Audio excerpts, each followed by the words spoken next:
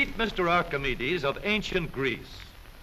Long ago, Archie said, "Give me a lever long enough, and I can move the world." What Archimedes meant was that the power of a lever is practically unlimited. Today, almost everyone uses some form of lever in his daily work. The familiar can opener is a lever with a sharp cutting edge. The playground seesaw is just a simple lever too.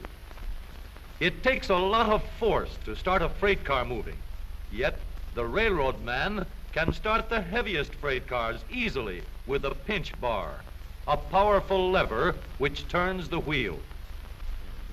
Tough luck, old boy. Here's a place where a lever comes in mighty handy. Let's take the simplest kind of lever, a rigid bar working on a fixed support called a fulcrum. One end of this lever is twice as long as the other.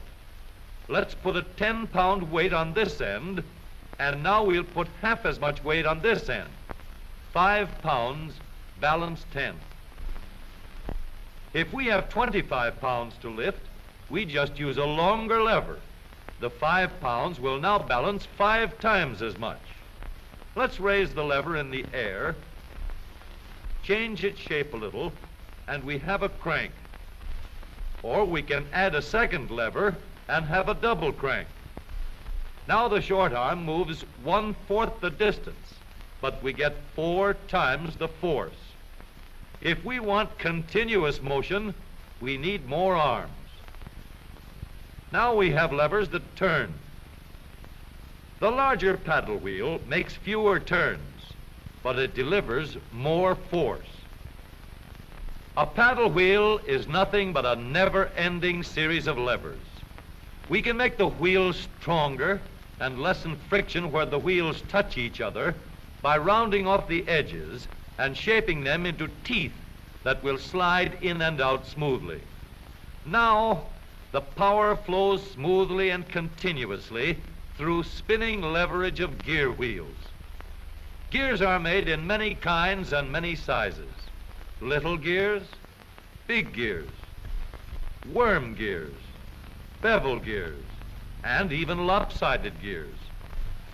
Over 100 million gears are spinning over the roads in the transmissions of our automobiles.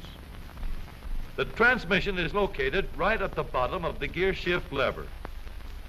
Let's start from scratch and put together a model of the gears that we shift in our motor car. The shaft on the left comes from the engine. The shaft on the right carries the power back to the rear wheels. To connect these two with gears, we'll need another shaft, known as a counter shaft. These two gears carry the power from the engine shaft to the counter shaft and are always connected or in mesh. This gear on the drive shaft going to the wheels is free to turn around the shaft. We'll put it in mesh with another gear on the counter shaft. These gears are always in mesh.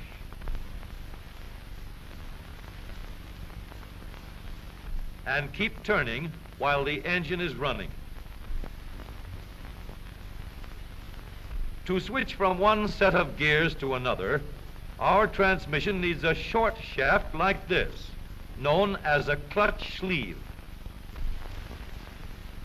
It cannot turn on the drive shaft, but it is free to slide back and forth. On the sleeve, we'll mount a large gear, which we can shift back and forth to mesh with the small gear in the middle of the counter shaft.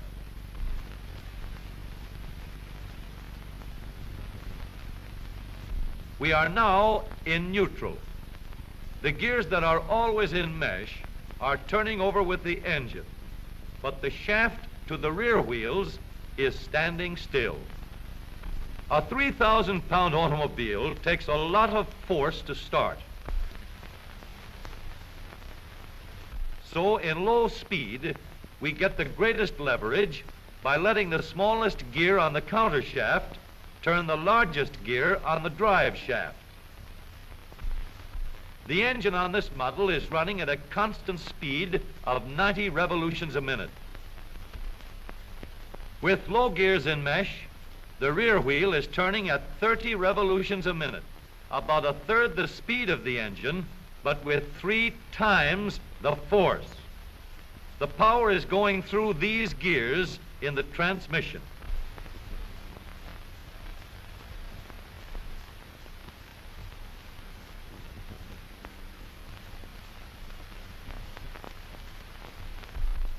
After we've started the car rolling, we want fast pickup.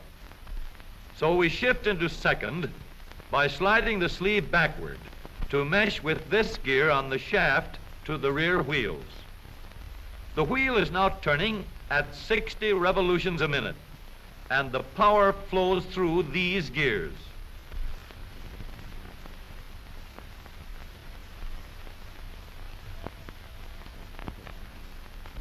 For higher speeds, we let the power go directly to the rear wheels. We shift the sleeve forward so that it meshes with the shaft from the engine. The power travels straight from the engine to the drive shaft. Now the shaft to the wheels is turning at 90 revolutions a minute, the same speed as the engine. But here's a problem. An automobile must be able to go backward as well as forward. So we add one more set of gears to reverse the shaft to the rear wheels. With the gears shifted into reverse, the power travels through the transmission in a path like this. We now have 3 sets of spinning levers for going forward and 1 for reverse. With the gear shift lever, we can shift to any set of gears we wish. But with all these spinning levers in the transmission came noise and wear. Experts could shift gears quietly by careful timing of the gear shift and the engine speeds, but most of us made plenty of noise until new engineering developments made possible the long series of improvements that followed.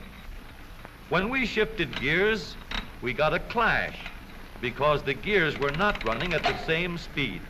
In other words, not synchronized. So engineers set to work to develop a synchronizer. The synchronizer works like a cork twisted into the top of a bottle. The cork will turn until it is so tight that the bottle turns with it. Synchro mesh works the same way. When we shift into second or high, the synchronizer brings the gears to the same speed before they come together. The drums won't let the gears shift unless they are turning at the same speed. When the gears come together, there is no clash, and the shift is made quietly and easily.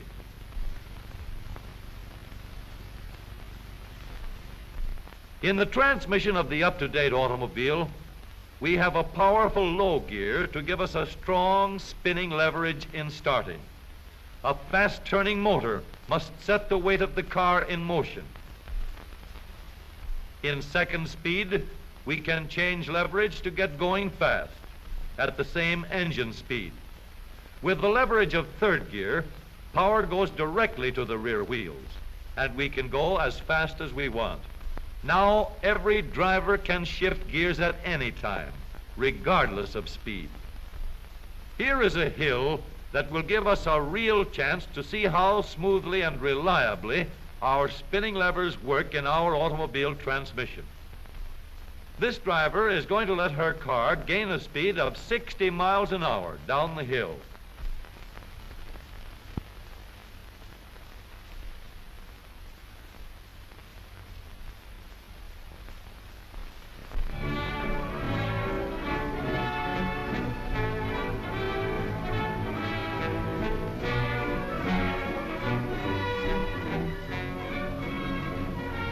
Then she will shift into second speed and bring her car easily and safely under control before it reaches the bottom of the hill.